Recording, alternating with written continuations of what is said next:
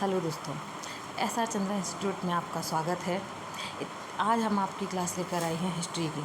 History में आपको बताएंगे कि हिस्ट्री के कैसे पढ़ना है आपको और उसमें क्या क्या टॉपिक आते हैं, हिस्ट्री को कितने भागों में बांटकर पढ़ा जाएगा या हिस्ट्री को किस तरीके से पढ़ना है, क्योंकि हिस्ट्री बहुत ही टफ सब्जेक्ट होता है जिसे बहुत ही याद करने में परेशानी होती है। तो हम याद करने का बहुत ईजी तरीका ढूंढते हैं, इसको पॉइंट वाइज करके करवाएंगे। तो सबसे पहले आपको ये जानना है कि इतिहास को कितने भागों में बांटा गया। तो आपके इतिहास को 3 भागों में बांटा गया है। सबसे पहले प्राचीन इतिहास, दूसरा है आपका मध्यकालीन इतिहास और तीसरा है आपका आधुनिक इतिहास। तो इतिहास की बात जब आती है तो सबसे पहले हमें ये जानना है कि इतिहास आया कहाँ से, इतिहास को कैसे पता किया गया, किसने पता किया है। तो सबसे पहले हम आपको बताएंगे कि इतिहास के जनक जो थे वो हेरोडोट्स थे। ये सबसे पहली लाइन में आपका लिखा हुआ है कि इतिहास के जनक कौन थे, हेरोडोट्स। इन्होंने इतिहास की खोज की थी और इतिहास के जनक के नाम से इन्हें जाना जाता है। इन्होंने एक बुक लिखी थी जिसमें अपने हिस्ट्री के बारे में इन्होंने सब कुछ लिखा था। इन्होंने एक हिस्टोरिकल नामक बुक की रचना की जिसमें उन्होंने हिस्टोरिकल मतलब हिस्ट्री को उन्होंने एक स्टोरी के तरीके से लिखा है। हिस्टोरिकल नामक बुक की रचना की। उसके बाद आपका आता है BCE, CE, BC और AD। ये आपके वो टॉपिक्स हैं जो आपको ईसा मसीह के जन्म से पहले, उनके बाद, ये सारी चीज़ें उनको बताती हैं। क्यों आपको पता होगा कि आपके जब भी लिखा जाता है ईसवी और ईसा पूर्व में अंतर जो होता है AD और BC का होता है। मतलब AD का मतलब होता है एनो डोमिनी, जो कि ईसा मसीह के जन्म के बाद से होता है। BC का मतलब होता है बिफोर क्राइस्ट, यानी कि ईसा मसीह के जन्म से पहले। तो AD और BC का मतलब ये होता है। और वर्तमान में संपूर्ण विश्व में ग्रेगोरियस कैलेंडर को मान्यता प्राप्त है। मतलब पूरा जो विश्व है उसमें ग्रेगोरियस कैलेंडर है, उन्होंने उसको मान्यता दी हुई है। इसे पोप ग्रेगरी के द्वारा शुरू किया गया था। चलिए अब आपके हिस्ट्री के पार्ट के बारे में बात करते हैं। हिस्ट्री को 3 भागों में बांटा गया है। पहला आपका प्राचीन इतिहास, मध्यकालीन इतिहास और आधुनिक इतिहास। सबसे पहले हम जानेंगे प्राचीन इतिहास के बारे में। प्राचीन इतिहास जो है हमारा, उसको भी 3 भागों में बांटा गया है। सबसे पहला आपका एक पाषाण काल में बांटा गया है। पाषाण काल के बाद आपका आद्य ऐतिहासिक काल आता है, उसके बाद आपका ऐतिहासिक काल। इसको 3 डिवाइडेशन में बांटा है। उसके बाद आपका जो आपका पाषाण काल था उसमें आपको लिखित साक्ष्य प्राप्त नहीं हुए थे। मतलब जो हिस्ट्री है उसके बारे में हमने जब जानकारी करने की कोशिश की वैज्ञानिकों ने, तो उसके बारे में उनको वहाँ पर कोई प्रूफ नहीं मिला, मतलब रिटन प्रूफ नहीं मिला। उसके बाद आपका आता है आद्य ऐतिहासिक काल। यहाँ पर लिखित साक्ष्य मिले थे, मतलब पुराने टाइम पे कुछ लिखा पढ़ा जाता था, उसके साक्ष्य मिले कि यहाँ पर लिखाई पढ़ाई का साधन था। उसके बाद आपका आता है ऐतिहासिक काल, जिसको पढ़ा गया है, लेकिन जो आपको ऐतिहासिक काल में जो लिखा हुआ मिला था उसको पढ़ नहीं पाए। लेकिन ऐतिहासिक काल जो आया उसके बाद आपको पढ़े हुए ऐतिहासिक काल में उसको पढ़ा गया, जो आपके लिखित प्रूफ मिले थे उनको पढ़ा गया है। उसके बाद वापस आ जाइए यहाँ पर, जहाँ पर आपका पाषाण काल है। पाषाण काल जो है आपको वो 3 भागों में बांटा गया है। सबसे पहला पुरा पाषाण काल, नव पाषाण काल और मध्य पाषाण काल। इसको 3 डिवाइडेशन में करने के बाद फिर आपका आद्य ऐतिहासिक काल का भी 2 डिवाइडेशन में किया गया है। सबसे पहला है उसकी सिंधु घाटी सभ्यता, जहाँ जो सिंधु नदी से जुड़ी हुई है, ये सिंधु घाटी सभ्यता। और इसका दूसरा पार्ट आता है वैदिक काल। वैदिक काल के भी 2 हैं, ऋग्वेद और उत्तर वैदिक। और ऐतिहासिक काल को 4 भागों में बांटा गया है, जिसमें से एक का नाम महाजनपद रखा गया, दूसरे का मगध राज्य, तीसरे का मौर्य वंश और चौथे का विदेशी आक्रमण, जो हमारे भारत में जो विदेशी आक्रमण हुए थे उनसे रिलेटेड। अब इन सारे जो टॉपिक्स हैं उनको क्या करना है, हमें एक एक करके उसको पढ़ने का शुरू करना है। और मध्यकालीन इतिहास आपके पूर्व मध्यकाल यानी उत्तर मध्यकाल 18वीं और 12वीं सदी के बीच का था। मुस्लिम का आक्रमण था, दिल्ली सल्तनत थी, राजपूत वंश थे और मुगल वंश था। इसके बाद आपका आता है आधुनिक काल। ये आपका 1707 से शुरू 1707 से शुरू होकर 1947 तक चला। अंग्रेज़ों का आक्रमण, नवीन राज्यों का उदय और 1857 की क्रांति और स्वतंत्रता संग्राम, ये सारे आपके है आधुनिक काल में आते हैं। तब हम स्टार्टिंग करते हैं आपके प्राचीन इतिहास से, जिसका टॉपिक है हमारा पहला पाषाण काल, जिसे बोलते हैं हम स्टोन एज।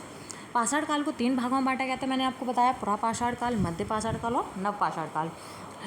अब सबसे पहले पुरा पाषाण काल में क्या चीज़ें थी। कि पुरा पाषाण काल जो था उसमें मनुष्य दैनिक जीवन के अधिकतर कार्यों के लिए पाषाण पर निर्भर था। पाषाण का मतलब यहाँ पे पत्थरों से, जो मनुष्य था उस वक्त वो सारा का सारा क्या था, पाषाण पर निर्भर था। इसी काल में मनुष्य ने आग का आविष्कार किया। पुरा पाषाण काल में पत्थर से पत्थर घिसने पर मनुष्य ने आग का आविष्कार किया, परंतु इसका प्रयोग नहीं कर पाए। वो उन्होंने प्रयोग करने की कोशिश की है, लेकिन वहाँ पर आप आग जलाने के बाद उसका प्रयोग नहीं कर पाए। अगला पॉइंट है आपका, मनुष्य पूर्ण रूप से शिकार व खाद्य संग्रह पर निर्भर था। मतलब जो मनुष्य उस वक्त जीता था उस वो केवल शिकार करता था, शिकार किया और उसको खाया, सिर्फ इस पर निर्भर था। मनुष्य ने पत्थरों के औजार बनाना शुरू किया। ये पुरा पाषाण काल से ही पत्थरों के औजार बनना स्टार्ट हुए थे। और पहला औजार उन्होंने बनाया हस्त कुल्हाड़ी। तो आपने कुल्हाड़ी के बारे में सुना होगा, जिसे कुल्हाड़ी बोलते हैं लकड़ी काटने के लिए। उसका नाम, पहला औजार उन्होंने वहाँ पे बनाया हस्त कुल्हाड़ी। मनुष्य ने इसके अतिरिक्त स्टेपर्स और क्लीपर्स का यूज़ किया। मनुष्य ने गुफा चित्रकारी प्रारंभ की, जिसके साक्ष्य एमपी के भीमबेटका से प्राप्त हुए। यहाँ पर उन्होंने कई तरीके के चीज़ों का यूज़ किया। उन्होंने एक कोई औजार बनाया जिससे क्लीपर्स का नाम दिया और उसका यूज़ किया। यहाँ पर उन्होंने गुफाएं वगैरह बनाना स्टार्ट की थी, जिसको हम गुफा चित्रकारी भी कह सकते हैं। और इस जो गुफा चित्रकारी की थी इसके साक्ष्य में एमपी के भीमबेटका से प्राप्त हुए। मतलब एमपी में एक जगह है भीमबेटका, वहाँ से हमें इस चीज़ की जानकारी मिली है। मध्य पाषाण काल में मनुष्य ने औजारों का आविष्कार, छोटा व क्षमता विकसित की।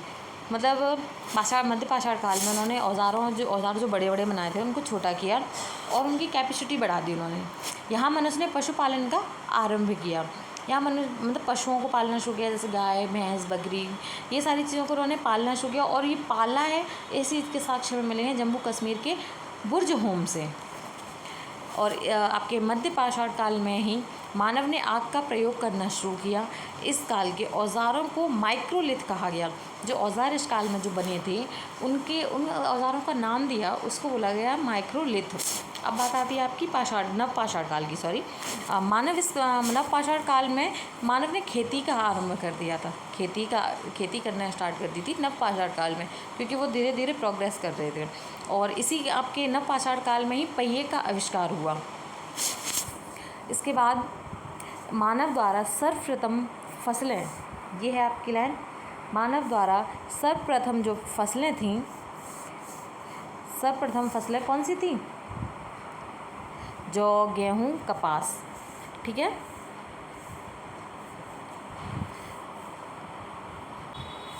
जौ, गेहूँ, कपास थी। मानव द्वारा खेती के साक्ष्य मेहरगढ़ के बलूचिस्तान, यानी मेहरगढ़ यानी बलूचिस्तान से प्राप्त हुए। ये रहा आपका पॉइंट। जो खेती के साक्ष्य थे वो मेहरगढ़ और बलूचिस्तान और पाकिस्तान से मिले। अब इन्होंने चावल की खेती के साक्ष्य, यहाँ पर उन्होंने चावल की भी खेती की, तो उसके साक्ष्य हमें मिले कोल्ड हवा पे, यानी प्रयागराज, इलाहाबाद से। और इन्होंने पहिए के आविष्कार के बाद मानव ने व्यापार की प्रक्रिया की।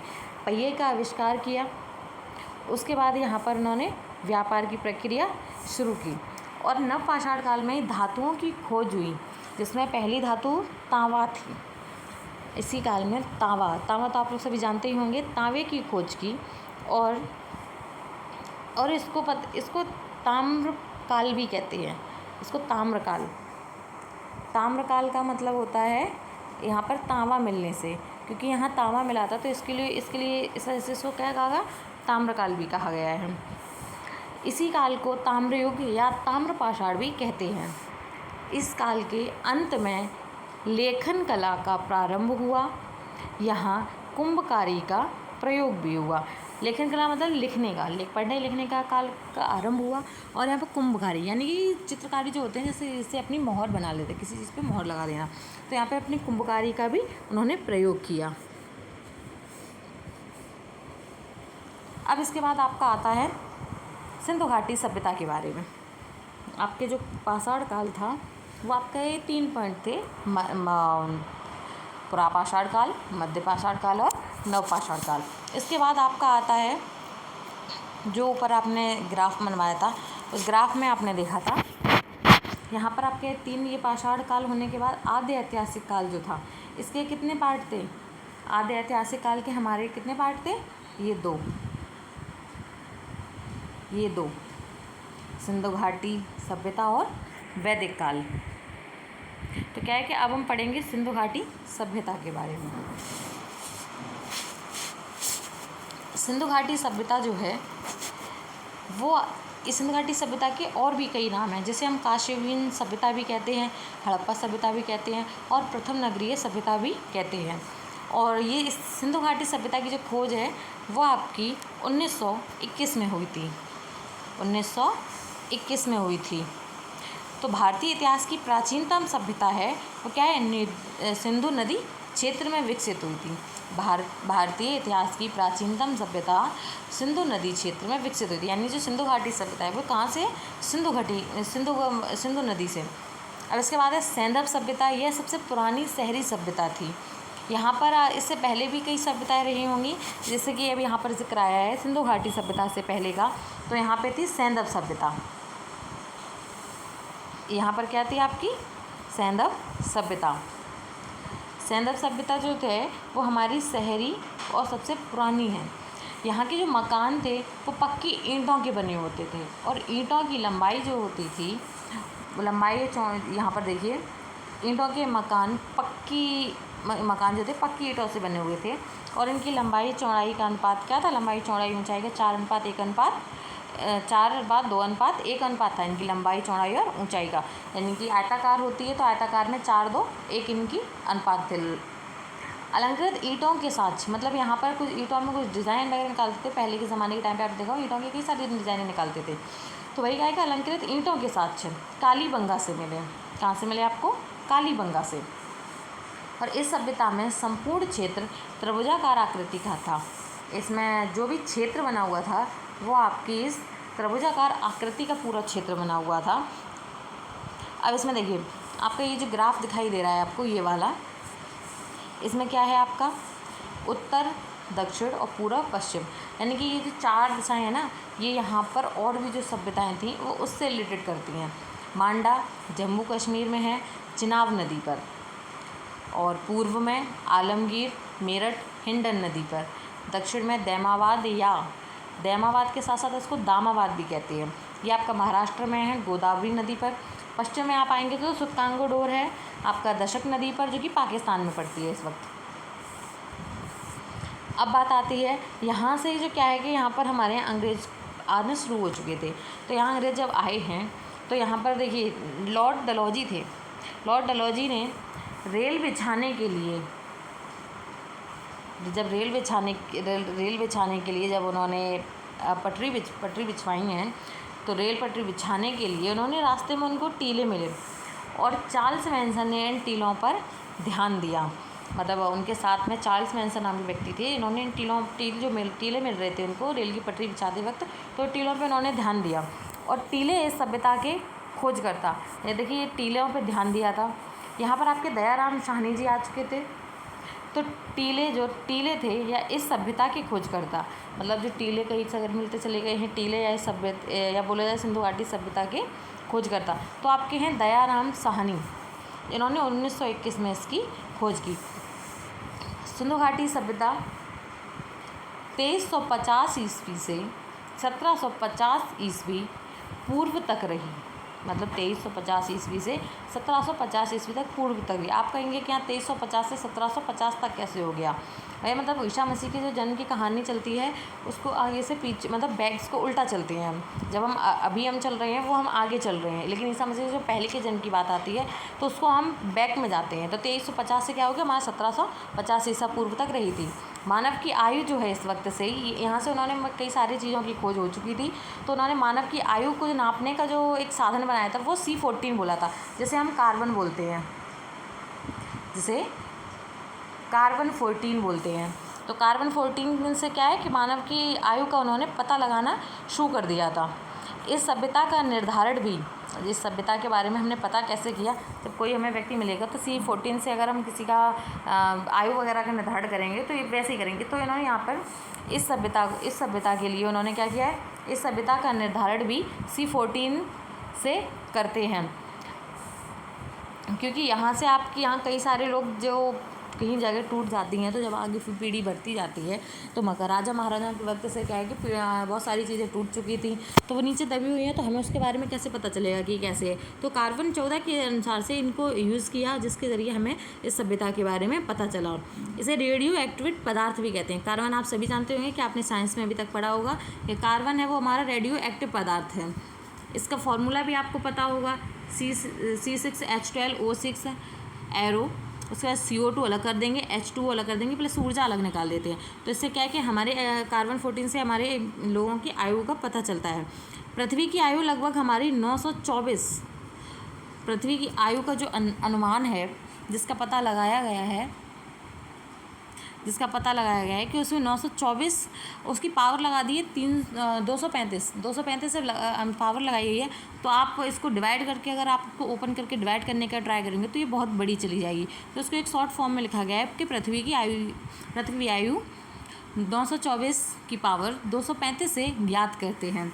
दुनिया की प्रथम सभ्यता मेसोपोटामिया, इराक, जो मेसोपोटामिया नाम है ये इराक के किसी नाम का है, जो दाजरा फराक नदी पर है। कहाँ पर है बेटा? दाजरा फराक नदी पर। और दुनिया की सेकंड सभ्यता है वो आपकी चीनी है, होंगो नदी पर है। और आपकी थर्ड सभ्यता की बात आती है तो सिंधु घाटी सभ्यता है और ये रावी नदी पर है।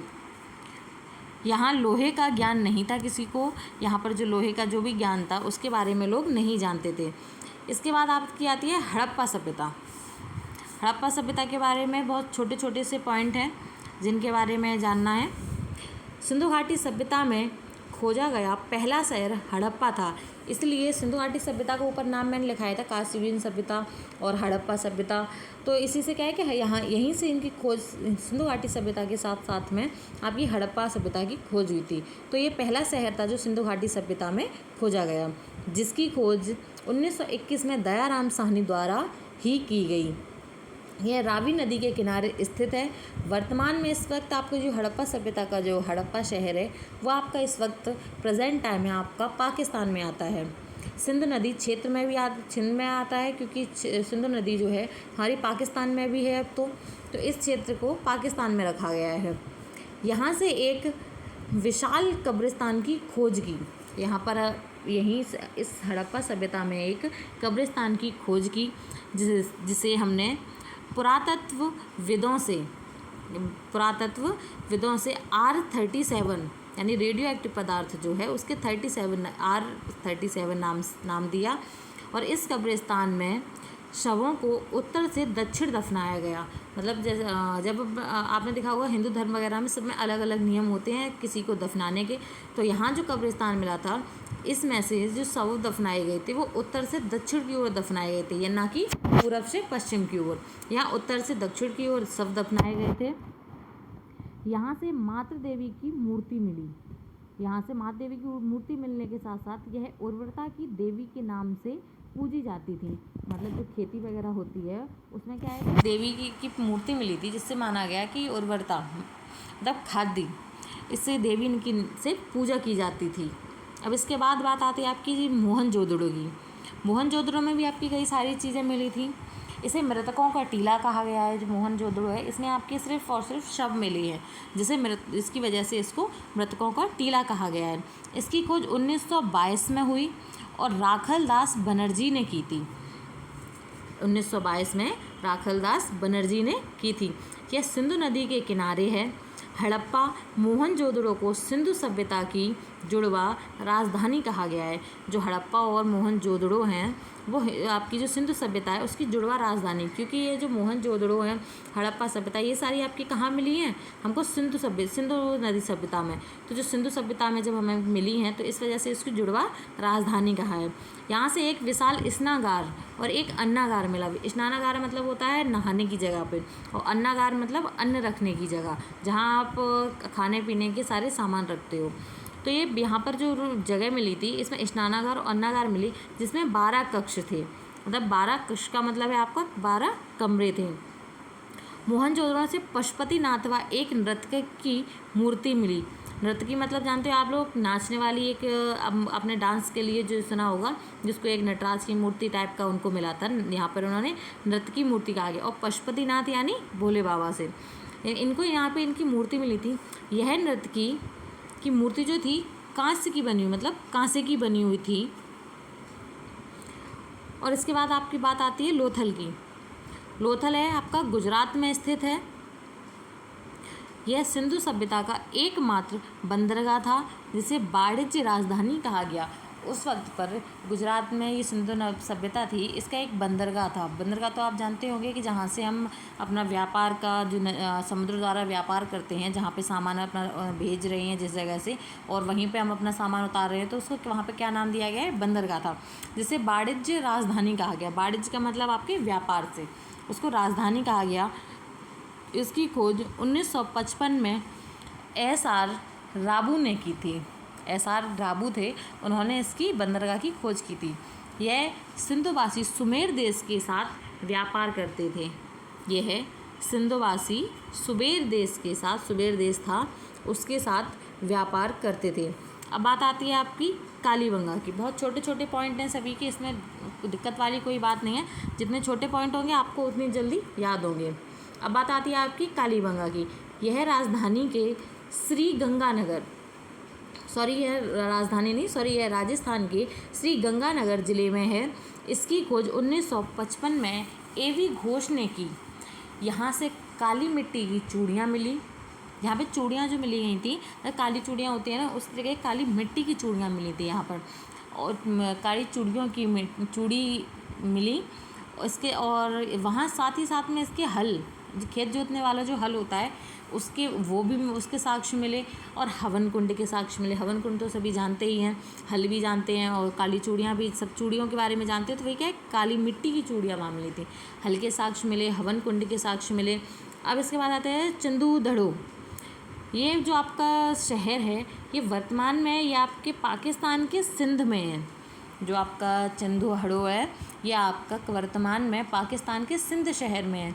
यह एकमात्र स्थान था जहाँ पर ग्रामीण सभ्यता के साक्ष्य मिले। हर जगह आपके सिंधु घाटी सभ्यता में आपके कहाँ साक्ष्य, शहरी साक्ष्य मिले थे। और ये शहर ऐसा था कि जहाँ पर आपको ग्रामीण सभ्यता, मतलब गांव के लोगों की तरह रहन सहन करना, इस सारी चीज़ों के साक्ष्य मिले। इसकी खोज 1931 में MG मजूमदार द्वारा हुई थी। 1931 में MG मजूमदार ने चंदू हड़ो की खोज की थी। यहाँ बकराकार ईंटों के साक्ष्य मिले। बकराकार मतलब होता है गोल, तो यहाँ पे बकराकार ईंटों के साक्ष्य मिले। सिंधु घाटी सभ्यता में चित्रकारी लिपि का प्रचलन था। सिंधु घाटी सभ्यता में चित्रकारी लिपि का प्रचलन था। यानी कि यहाँ पे जो सभ्यता थी, यहाँ पर क्या था कि चित्रकारी होती थी। चित्रकारी का मतलब है आपके चित्र बनाने से, तो यहाँ चित्रकारी का प्रचलन था।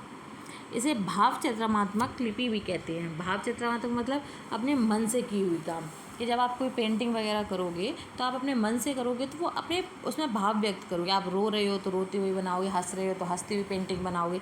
आपके मूड पे डिपेंड करता है कि आपका मूड कैसा है, उस तरीके से आप अपनी पेंटिंग बना रहे हो। तो वही यहाँ पर क्या कि यहाँ भाव चित्रात्मक मिली थी। सिंधु सभ्यता में मात्र सत्तात्मक विचारधारा थी।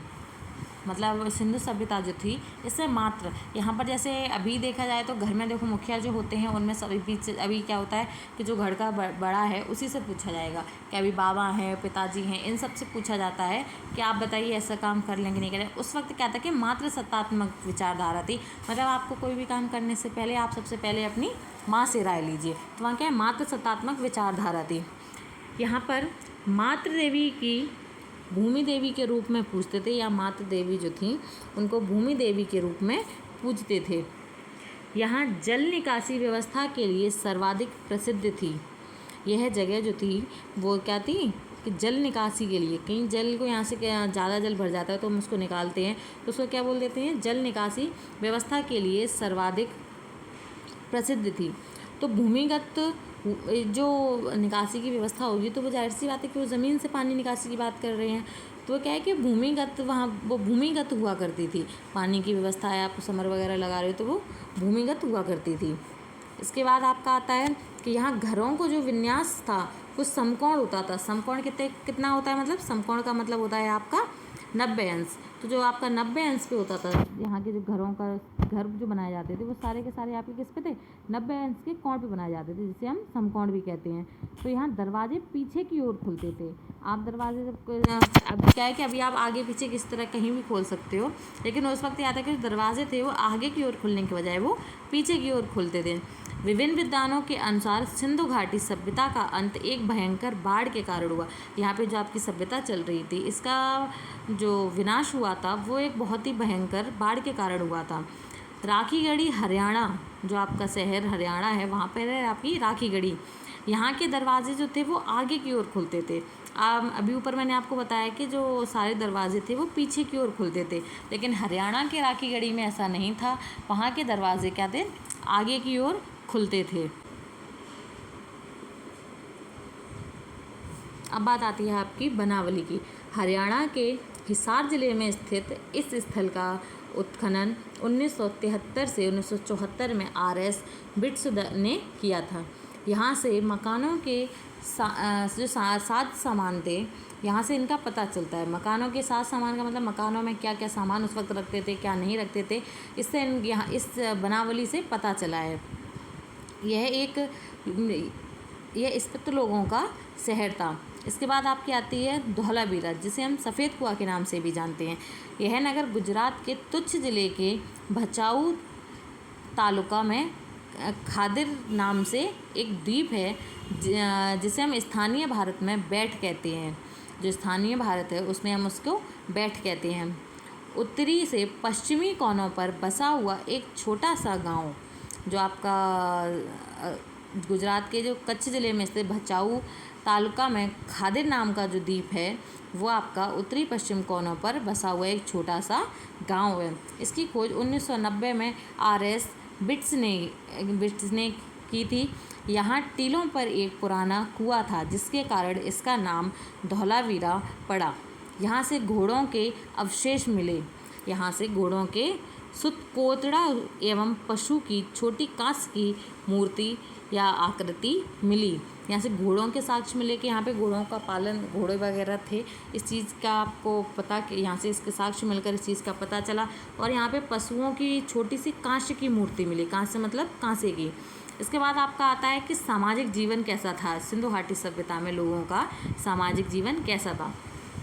सिंधु घाटी सभ्यता में सामाजिक व्यवस्था का आधार परिवार था। यहाँ पर जो भी आधार था, सामाजिक जीवन था, वो परिवार के साथ था। खुदाई में प्राप्त बहुसंख्यक नारी मूर्तियों में ऐसा अनुमान हुआ कि यहाँ मात्र सत्तात्मक सत्ता रही। यहाँ पर जो मूर्तियाँ मिली थीं उनमें सबसे ज़्यादा मूर्तियाँ नारी की थीं, जिससे ये अंदाज़ा लगाया गया कि यहाँ पर मात्र सत्तात्मक सत्ता रही होगी। समाज को, यहाँ के जो समाज थे उनको 4 वर्गों में बांटा गया।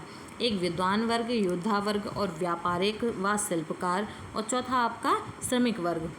इसमें क्या है कि विद्वान तो मतलब जो होशियार थे, जैसे ब्राह्मणों से, योद्धा युद्ध करने वाले, व्यापार व शिल्पकला जो मतलब व्यापारी होते हैं, शिल्पकला का मतलब जो आपकी चित्रकारी वगैरह करते हैं, मूर्तियाँ बनाते हैं, और श्रमिक का मतलब जो मजदूरी करते हैं। शाल व धोती यहाँ प्रमुख वस्त्र था। सिंधु घाटी सभ्यता में जो शॉल का मतलब ओढ़ने वाला जो होता है, वो शॉल व धोती यहाँ का प्रमुख वस्त्र था। जो सैंधव लोग थे वो शाकाहारी और व मांसाहारी, वो दोनों थे उस वक्त। वो मतलब वो नॉन वेज भी हैं और वेजिटेरियन भी। तो क्या है कि यहाँ पर शाकाहारी और मांसाहारी दोनों थे। हड़प्पा में एक सोने का कंगन भी मिला। जो हड़प्पा सभ्यता में जो खुदाई की गई थी, तो इसमें यहाँ पर क्या है, एक सोने का कंगन भी मिला था। और इसका प्रमुख खेल जो था इस वक्त का, वो था आपका पासा। महाभारत का आपने सुना होगा कि वहाँ पर उन्होंने लूडो की तरह से है, तो यहाँ पर इसे पासे की तरह से बना होता है, जिसको हम खेल पासा कहते हैं। सिंधु सभ्यता में लोग दशमलव से परिचित थे। जो दशमलव हम जो लगाते हैं, गणित में सवाल करते हैं तो 2 अंक बाद हमने दशमलव लगा दिया, तो उस दशमलव से यहाँ पर लोग जो थे वो परिचित थे। तराजू के अवशेष भी मिले यहाँ पर। यहाँ के अस्त्र शस्त्र तांबे और कांसे के थे। इस सभ्यता में तांबे के जो शस्त्र वगैरह थे वो तांबे और कांसे के थे। आर्थिक जीवन जो था इनका, वो आपका व्यवसाय, यानी व्यवसाय का मतलब है आपकी खेती और खेती या कृषि, जिसमें फसलें जो सबसे ज़्यादा फसलें थी वो गेहूँ और जौ की थी। उसके बाद थोड़ी कम थी धान की खेती। यहाँ पर धान की जो खेती थी वो करना ही नहीं जानते थे। 100 में 1 लोग करना जानना है तो वो ना के बराबर होता था। तो धान की खेती यहाँ पर बहुत कम लोग जानते थे। लोथल, रंगपुर, अहमदाबाद के बाजरे की खेती के प्रमाण मिले। यानी लोथल जो है वो रंगपुर नामक जगह का है और यह अहमदाबाद में पड़ता है। यहाँ पर बाजरा जो होता है ना, बाजरे की जो खेती होती है उसके यहाँ से साक्ष्य मिले। हाशियों से परिचित थे, मतलब जो अभी हम तुम बोलते हैं नॉर्मली भाषा में जिसको हंसिया बोल देते हैं, तो क्या है कि यहाँ पर है हाशियों से परिचित थे, क्योंकि यहाँ पर यहाँ पर हाशियों नहीं है, मिस्टेक हो गई है। यहाँ पर आपका है हाथियों है, यहाँ आपका है हाथियों।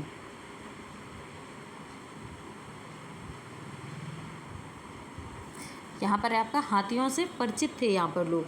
और जो इनके हाथी के परिचित थे इस बात का पता हमें चला हाथी के दांत मिलने से। तो यहाँ पर ये लोग हाथी के जो दांत का प्रयोग करते थे वो कलात्मक वस्तुएं बनाने में करते थे। जो कुछ चीज़ें बनाई जाती थी तो हाथी के दांत का प्रयोग करके बनाते थे। यहाँ जो लोग थे वो पशु बलि देते थे। अगर उनको कोई काम करना है तो अब बलि तो आप लोग जानते ही हैं, तो क्या है यहाँ पर लोग पशुओं की बलि देते थे। अब बात आती है कला और इनका सत्यापन की। तो मोहनजोदड़ो में से लगभग 1 दर्जन पाषाण से मूर्तियाँ व हड़प्पा से 2 पाषाण मूर्तियाँ प्राप्त हुई। मोहनजोदड़ो से एक दर्जन यानी कि 12 मूर्तियाँ मिली और हड़प्पा से 2 पाषाण मूर्तियाँ। मोहनजोदड़ो से स्वतः पाषाण निर्मित लगभग 10 इंच लगभग 10 इंच ऊंची और एक संयुक्त पशु मूर्ति मिली। मतलब 10 इंच की एक लंबी सी मूर्ति थी वो स्वतः पाषाण, यानी कि वो ऑटोमेटिकली जो स्वतः मतलब अपने आप, पाषाण का मतलब पत्थर, अपने आप ही पत्थर से बनी हुई उनको मिली थी, निर्मित की गई थी। तो यहाँ पर उनको ज़्यादा मेहनत भी नहीं करनी पड़ी। तो यहाँ खुदाई के दौरान कुछ ढूंढ रहे थे जिसके दौरान वो बीच में ही मिली। लगभग 10 इंच ऊंची थी और संयुक्त पशु मूर्ति थी, मतलब जिसमें से जिनमें पशु मूर्ति का मतलब होता है पशुओं की मूर्ति, इसमें संयुक्त मतलब इसमें और भी सारी चीज़ें थी। संयुक्त मूर्ति पशु मूर्ति मिली। मोहनजोदड़ो में भैंसा व भेड़ की कांस्य मूर्ति मिली। मोहनजोदड़ो से भैंसा और भेड़ की कांस्य मूर्ति मिली। उम्मीद करती हूँ आप लोगों को ये वीडियो अच्छी लगी होगी और इसको लाइक, इस चैनल आप यूट्यूब चैनल, आप हमारे SR Chandra institute YouTube channel को लाइक, सब्सक्राइब एंड कमेंट करें और जितना हो सके उतना इसको ज्वाइन करके इसकी वीडियोस देखें। आपको डेली एक वीडियोस यहाँ से मिलेंगी और इसमें से आपके SSC GD के लिए बहुत सारे क्वेश्चन ऐसे होंगे जो आपके यहाँ से फंसेंगे। धन्यवाद।